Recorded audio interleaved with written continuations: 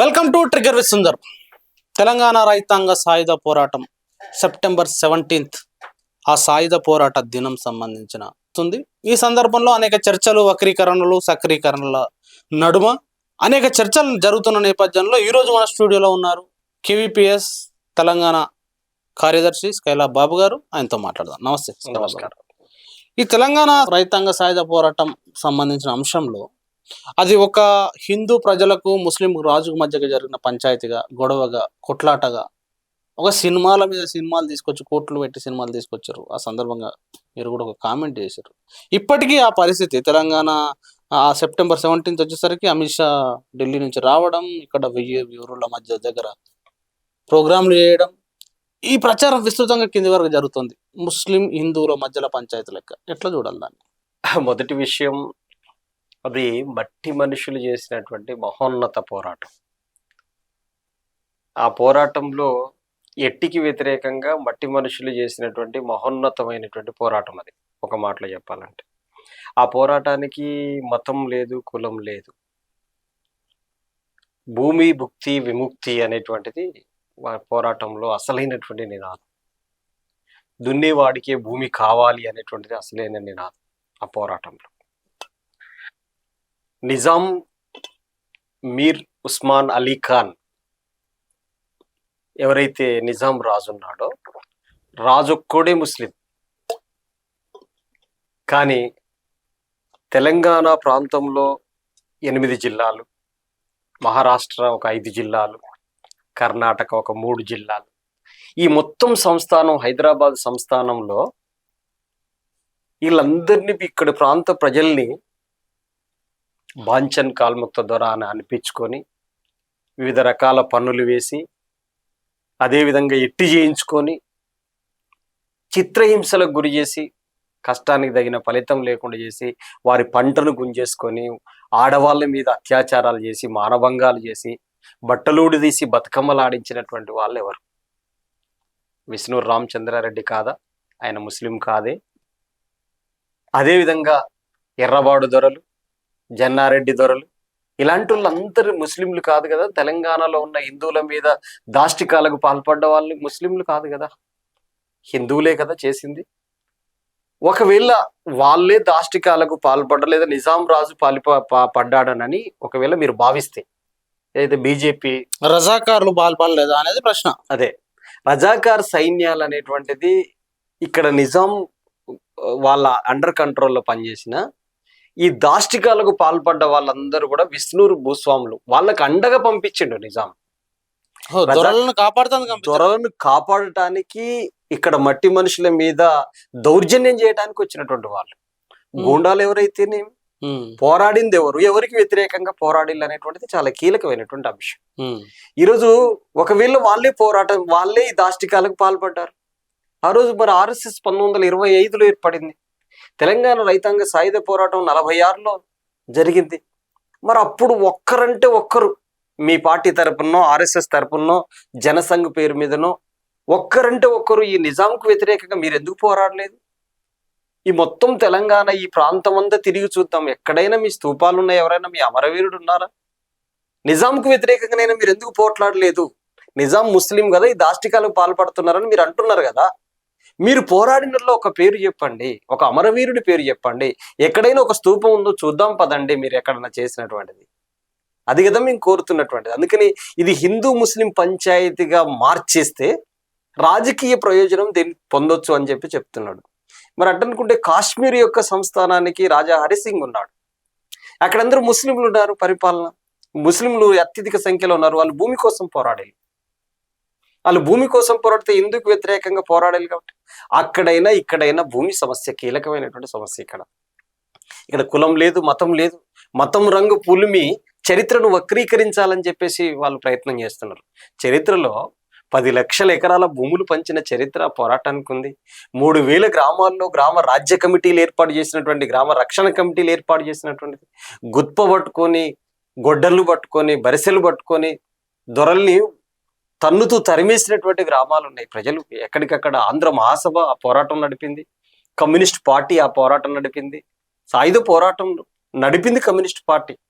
ప్రధానంగా 1946 మనకు సెప్టెంబర్ 11వ తేదీన సాయుధ పోరాటం ప్రారంభమైంది. ఎందుకు ప్రారంభమైంది? దొడ్డి కొమరయ్య అంకురార్పణ దొడ్డి కొమరయ్య యొక్క ప్రాణ బలిదానం. షేక్ బందగి, నేను అసలు విషయం, షేక్ బందగి ముస్లిం, గ్రామాల్లో ఇప్పటికీ దూదేకుల అంటే అల్లాను మొక్కుతూ ఇప్పటికీ కూడా గ్రామసీమల్లో వ్యవసాయాలు చేసుకుంటూ బతుకుతున్నటువంటి వాళ్ళు అనేక మంది ఉన్నారు. ముస్లింలు కూడా అత్యధికులు గ్రామసీమల్లో ఇంకా ఉన్నారు. అంటే నిజాంకు వ్యతిరేకంగా ముస్లింలు పంచాయతీ కొట్లాడలేదా, ఫైట్ చేయలేదా? అదే నేను చెప్తున్నా. మొట్టమొదటి అమరుడు ఎవరంటే ముస్లిమే, షేక్ బందగి. షేక్ బందగి తన భూమి కౌలుకు తీసుకున్నటువంటి భూమిలో పన్ను వేసి ఇది ఇస్తావా చస్తావా అని చెప్పేసానంటే, నా భూమి మీద పన్ను వేసే హక్కు నీకెక్కడదని చెప్పేటువంటి పద్ధతిలో నేను కట్టను పో అని చెప్పేసానంటే చంపింది ఎవరు? చంపింది నిజాంకు వ్యతిరేకంగా పోట్లాడిన దాంట్లో ముస్లింలు అత్యధిక భాగం ఉన్నారు. ఇప్పుడు ఒక మాటలో చెప్పాలంటే షోయబుల్లా ఖాన్ ఉన్నాడు, ఒక ప్రముఖ జర్నలిస్ట్. ఆయన ఆ రోజులలో ఈ నిజాం దాష్టికాలకు వ్యతిరేకంగా, నువ్వు చెప్పిన నిజాం దాష్టికాలకు వ్యతిరేకంగానే ఆయన పెద్ద ఎత్తున వార్తలు కథనాలు రాసింది. ఇమ్రేజ్ అనేటువంటి ఒక పత్రిక ఉండేది, ఇమ్రోజ్. ఆ ఇమ్రోజ్ పత్రికకి ఎడిటర్ ఆయన. ఆయన్ని కాచిగూడ దగ్గర 14 ముక్కలుగా నరికారు కదా, కాళ్ళు చేతులు ఏ పార్ట్ కా పార్ట్ నరికింది ఎవరు? నిజాం సైన్యాలే కదా. మీరు చెప్పాలి కదా ఆ విషయాన్ని. మరి ఎవరు పోరాడిందని చెప్పేసానంటే నిజాంకు వ్యతిరేకంగా పోరాడింది మగ్దుమ్ మొయినుద్దీన్, కామ్రేడ్స్ అసోసియేషన్ స్థాపించాడు. చాలా గొప్ప రచయితలు, కవులు రచయితలు, పోరాటంలో ప్రత్యక్షంగా భాగస్వాములైనటువంటి వాళ్ళు ఈ రోజుకి ఉన్నారు కదా. వాళ్ళు ఏమంటారు, వాళ్ళ స్తూపాలు కనిపిస్తున్నాయి ఇప్పటికీ కూడా, వాళ్ళ పేరిట అనేక క్షేత్రాలు కనిపిస్తున్నాయి కదా.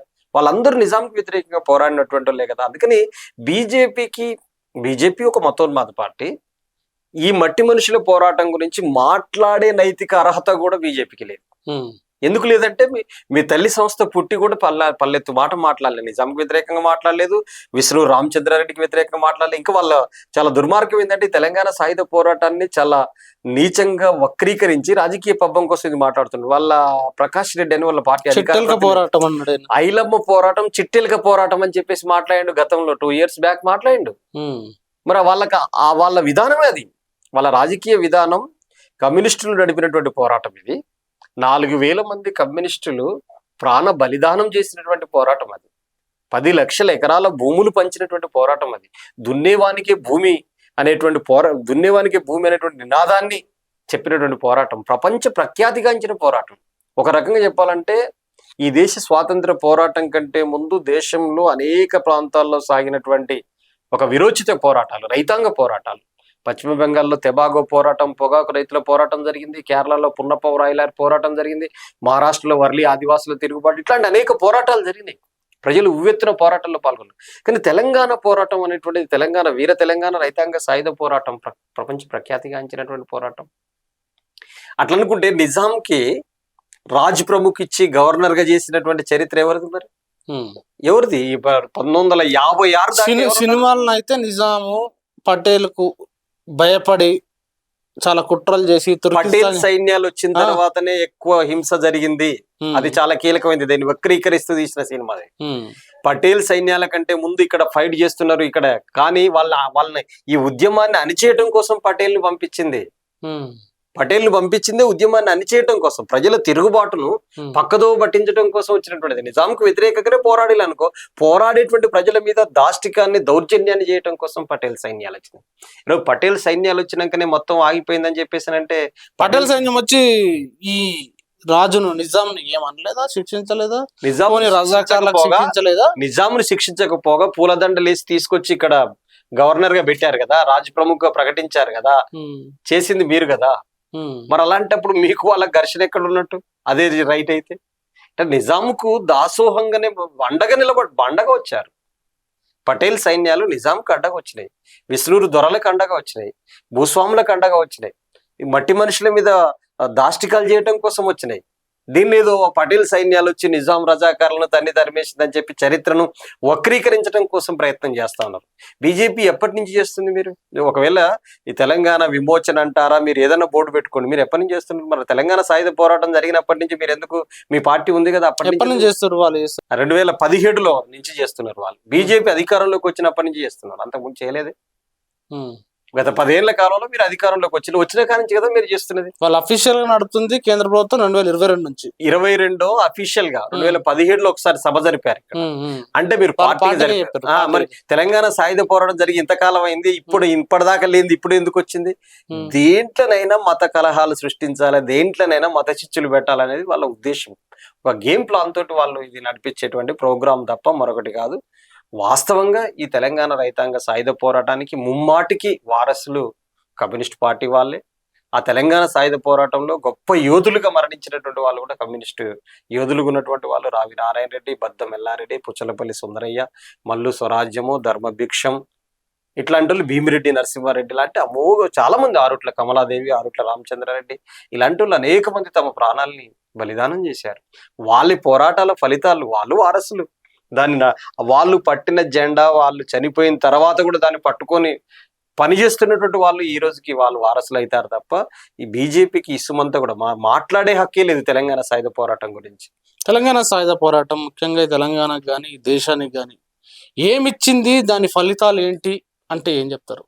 తెలంగాణ రైతాంగ సాయుధ పోరాటం దున్నేవానికే భూమి కావాలనేటువంటి నినాదంతో ప్రారంభమైంది. భారత రాజ్యాంగంలో భూ సంస్కరణల చట్టం పెట్టేందుకోసం ఆ పోరాటమే కేంద్ర బిందువు అయింది. ఇది నెంబర్ 1 ముఖ్యమైనటువంటి పాయింట్. తర్వాత ఏ హక్కులు లేనటువంటి ప్రాంతం ఇది. భాషాపరమైనటువంటి హక్కు లేదు. ఉర్దూ మాత్రమే మాట్లాడాలి ఇక్కడ, ఉర్దూ మాత్రమే రాయాలి ఇక్కడ. ఒక భాషను గౌరవించినటువంటి ఉద్యమం. అందరూ తెలుగు మాట్లాడుకోవడానికి, తెలుగు రాసుకోవడానికి గ్రంథాలయాల్ని నెలకొల్పినటువంటి ఉద్యమం అది. అందరికీ ఉంటే రాత్రిపూట బడులు పెట్టినటువంటి ఉద్యమం అది. గ్రంథాలయాలు నెలకొల్పినటువంటి ఉద్యమం అది. మనుషులందరూ సమానమని చెప్పి కులమతాలని చెడిపేసినటువంటి ఉద్యమం అది. తర్వాత 3000 గ్రామాల్ని విముక్తి చేసి గ్రామరాజ్య కమిటీలు ఏర్పాటు చేసినటువంటి ఉద్యమం అది. 10 లక్షల ఎకరాల భూములు పేదవాళ్ళకి భూస్వాముల నుంచి గుంజి పంచినటువంటి ఇది. వెట్టికి వ్యతిరేకంగా పేదలందరినీ ఒక తాటి మీదకి తీసుకొచ్చినటువంటి పోరాటం ఇది. ఈ పోరాటం ప్రపంచానికి ఒక ఆదర్శపూరితమైనటువంటి పోరాటం. ఈ పోరాటాన్ని వక్రీకరించి మాట్లాడటం అంటే అది ఎంతకంటే దౌర్జన్యం, ఇంతకంటే దారుణమైనటువంటిది మరొకటి ఉండదు. దాని ఫలితాలు ఈ రోజు కూడా మనకు కనిపిస్తాయి. ఒక మాటలో చెప్పాలంటే ఈనాడు ఈ రోజు కూడా పేదవాళ్ళకి ఎంతో కొంత భూమి గురించి పాలకులు ఆలోచిస్తున్నారంటే ఆనాటి బీజాలే ఈ రోజు పనిచేస్తుంది. పేదవాళ్ళు భూముల కోసం పోరాడుతున్నారు అనేటువంటిది వస్తుంది వాళ్ళకని చెప్పేసినట్టు నాటి పోరాట స్ఫూర్తితోటి ఈరోజు కమ్యూనిస్ట్ పార్టీలు వాళ్ళు ఫైట్ చేస్తుంటారు. అప్పుడప్పుడు పాలక వర్గాలు కూడా ఇంటి స్థలమో సాగు భూమి గురించో అదో ఇదో మాట్లాడుతున్నారంటే, పోయినసారి గతంలో కేసీఆర్ 3 ఎకరాల భూమి దళితుల కోసం అని చెప్పాడు. భూ సంస్కరణల చట్టం వచ్చింది. దాంట్లో ఆ రోజు ఇందిరాగాంధీ కొన్ని భూ సంస్కరణల చట్టాన్ని అమలు చేసింది. కొద్ది దళితులకు, పేదవాళ్ళకి రాజభరణాలు రద్దు చేయటం కానీ, భూములు పేదలకు పంచాలని ఒక చట్టం తీసుకురావటం కానీ, వీటన్నిటినీ కూడా వాటి వెలుగులో వచ్చినటువంటి తెలంగాణ సాయుధ పోరాటం అంటూ జరిగి ఉండకపోతే ఈ రోజు భూ సంస్కరణల చట్టం అనేటువంటిది ఎజెండాలోనే ఉండకపోయేది, రాజ్యాంగంలో ఇది ఒక అంశంగానే ఉండకపోయేది. అందుకనే అదొక గొప్ప పాఠాన్ని నేర్పినటువంటి పోరాటంగా మనం చూడొచ్చు. థ్యాంక్ యూ వెరీ మచ్ కల్లాబాబు గారు.